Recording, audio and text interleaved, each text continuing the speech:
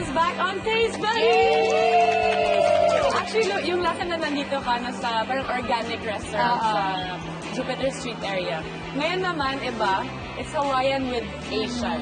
So, healthy pa rin ito. Tapos may mga options nila na may brown rice or quinoa. Or pwedeng salad lang din kung hindi ka nagka-carbs at all. So, tikiman time! Sige nga. Ito, samurai.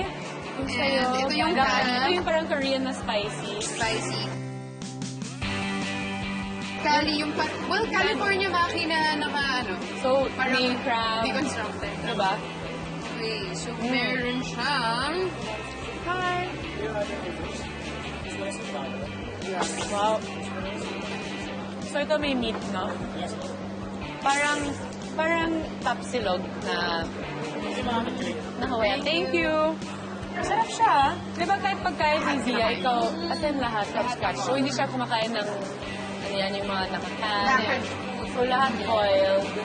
Lahat organic, I'm sure. Hindi, ngayon na medyo malaki na siya, kahit hindi na organic, okay na Pwede siya. na. Kasi minsan ang hirap humanap ng, pag nag-iimbento ako ng gusto kong ilubog sa kanya, nahihirapan ako humanap ng organic. Tapos nagmamash ka? Or... Hindi na ngayon. Tapos nakita ko sa Instagram mo, pumunta ka sa Japan. Oo. Para, ano yan, mag-aral ng flower arrangement. Actually, matagal ko na talagang gusto ng magtayo ng flower shop. Wala talaga akong pagkakataon. Hanggang one time sabi ko talaga, ay naku, kailangan ko na siguro pusigihin yung gusto ko. Balita namin na magkakaroon ka na ulit ng soap na fantasy. So, ano yung magiging plano during that time?